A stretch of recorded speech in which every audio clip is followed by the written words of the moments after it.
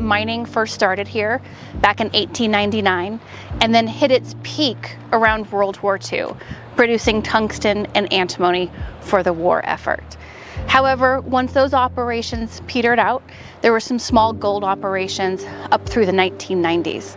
But today, this is an abandoned mine site, and our plan to redevelop this site includes taking on the environmental legacies that were left behind in order to leave a net environmental benefit here at Stibnite.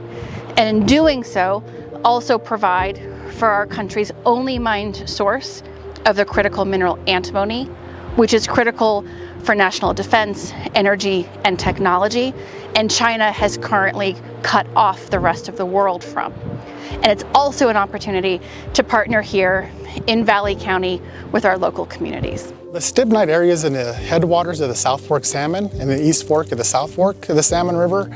And that area there is all within Nez Perce country, within the lands that, my ancestors, where our people have been, where we've lived, where we've hunted, we've fished, gathered, spiritual areas, since time immemorial.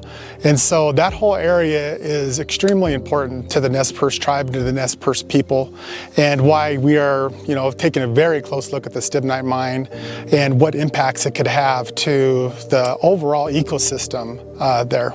Mining operations, especially with open pit mining above ground, it can create a lot of issues for our groundwater and surface water hydrology, as well as our water quality and quantity, especially pertinent to the Stibnite Gold Project. That area of the headwaters of the main salmon with the South Fork of the Salmon River nearby and its tributaries flowing through the mine site, that's an area that's really critical for a lot of cold water fish species, specifically Chinook salmon, bull trout, west slope cutthroat trout, and steelhead. And because of the high elevation up there, it's really considered a cold water refuge for a lot of these fish species. And so degrading the water quality will have significant impacts on the fish that travel up there and the specific runs that spawn and critical habitat in the area.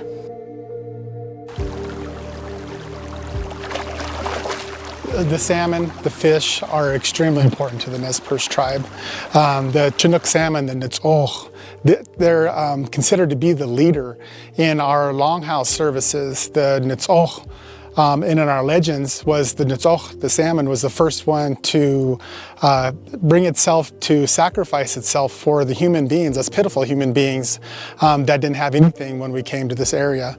And so those fish are extremely important to our cultural ceremonies and to just us as people for subsistence and just all the things that those fish bring to this area, to the grizzly bears, to the eagles, to the nutrients they bring from the ocean for the riparian areas, and just the overall health of the whole ecosystem. To understand our plan, I think the first place to start is to start with what is here today. So today, after almost a century of mining, the East Fork of the South Fork of the Salmon River flows into an abandoned mining pit. This has blocked salmon and bull trout migration for over 80 years to miles of pristine habitat.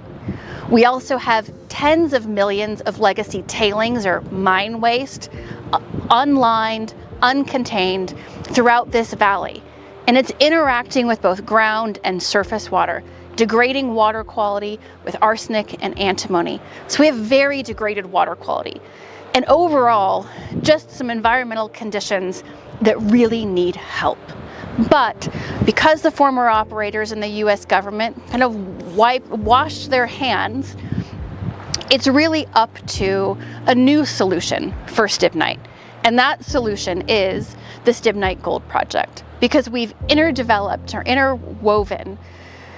cleanup of these legacy impacts with modern, responsible mining activity.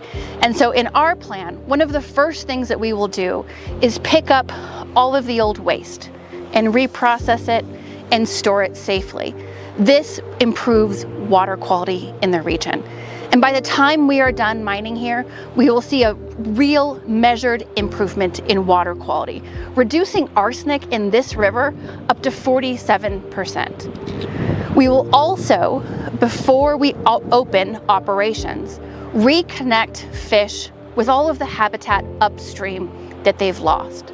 We will first do that through a fish passageway, and then midway through mining, completely restore the natural flow of this river once we're able to backfill the pit. In doing so, it provides a permanent solution for fish passage up here at Stibnite.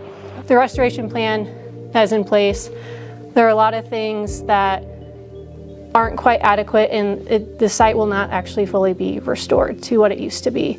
There are a lot of instances where, for instance, water temperatures in many of the streams and waterways won't come back down even after 100 years, just to baseline conditions. So in that time, it's pretty certain that the fish species that utilize that area is spawning habitat, and they will not be able to survive that. And that will just put increased stress on the fish species that inhabit the area as well. The impacts, we believe, is too narrow and doesn't really look at downstream effects, and that's something we're really concerned about, is what happens if there's contamination in the East Fork of the South Fork of the Salmon River. What does that mean for the South Fork? What does that mean for the main Salmon River? And all the people that utilize those rivers to recreate, and all the fish and wildlife that inhabit the area. So there really needs to be a much deeper look into the impacts, as well as with the current plan of operations that is proposed and the restoration plan that's in place are highly inadequate to protect these areas to the level that they need to be protected.